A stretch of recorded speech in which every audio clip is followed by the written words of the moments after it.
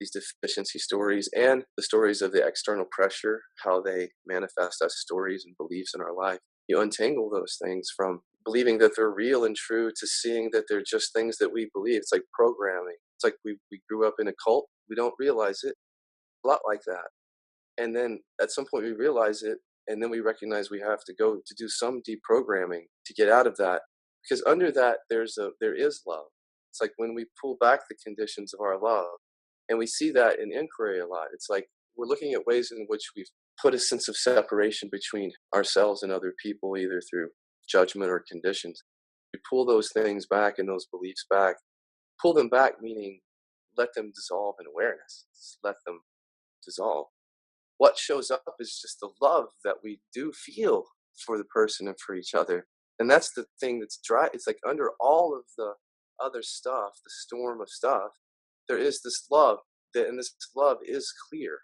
This love, this presence that you experience when there is that kind of awakening, like a real awakening, is very, very powerful and very, very clear and wise.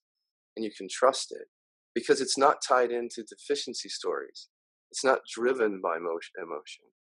It's not driven by fear or attachment to outcomes. You see, so it naturally just wants to love, but not in a way that is as sticky. You do the inquiry work you already have. You're already set in motion. This awakening, the real awakening that can happen in this area.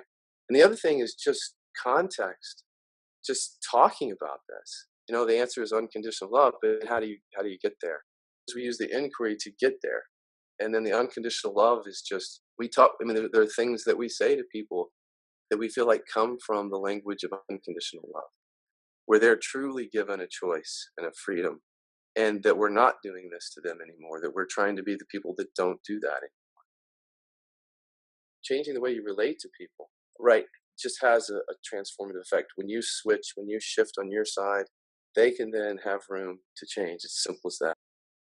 Ego is a set of conditions.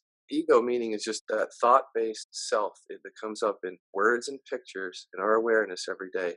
It gives us reasons why we can't truly love people the way that they actually are. It just gives us those reasons constantly. In inquiry, as you dissolve those reasons, because you see the reasons are based in fear. So you actually dissolve the fear that's driving the thoughts, right? The fear or the woundedness or something. As that stuff dissolves, those are the conditions right there. As those dissolve, there's just a natural love, a very simple love that shows up. Go to KillabeeCenter.com, Radical Recovery Summit, for access to the interviews. You can watch them free online for 48 hours after they air, or you could purchase an all-access pass. KillabeeCenter.com.